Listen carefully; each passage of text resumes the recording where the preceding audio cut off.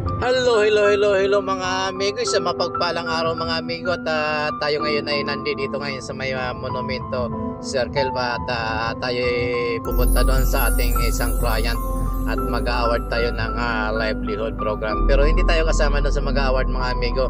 Itatrap lang natin yung ating mga kasama doon, yung ating isang social worker at yung kasama niya, para sila na mag-award doon. At makatapos natin silang i-drop ay babalik na tayo sa opisina mga amigo.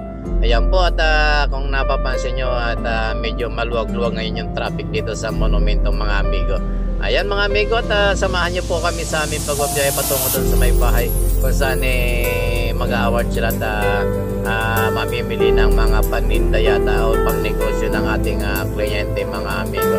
Ayan, at maraming salamat mga amigo doon sa patuloy na sumusuporta at nagtitiwala sa ating mga video at sa inyong amigo. At sana mga amigo at suportahan nyo po yung ating mga videos at huwag nyo pong i-skip yung ating mga ads. At kung hindi pa po kayo nakapag-subscribe mga amigo, please naman po mga amigo pag-subscribe naman. At kung nagustuhan nyo po yung ating mga video, paki-share na rin mga amigo. At thumbs up po tayo mga amigo. At maraming salamat at bahala na po ang Panginoon at magbalik sa inyong kabutihan mga amigo. Ayan mga amigo, at nakalagpas na tayo ng Monumento Circle at patuloy na tayong naglalakbay papunta rito sa may unahan lamang po ng Caloocan or Monumento mga amigo. At maraming salamat mga amigo, at enjoy po tayo sa pakikinig ng music at tapusin nyo po yung ating video. Maraming salamat po at God bless po. Ingat po tayong lahat.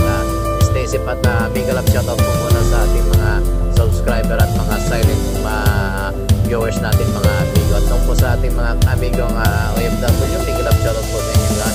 Mag-iingat po kayo kung saan bansa man po kayo naroon at kung ano ang inyong ginagawa sa oras at araw na ito at gabi na ito mga amigo. At ingat po tayo at Diyos mabalos sa inyong kabos at ingat po kabos.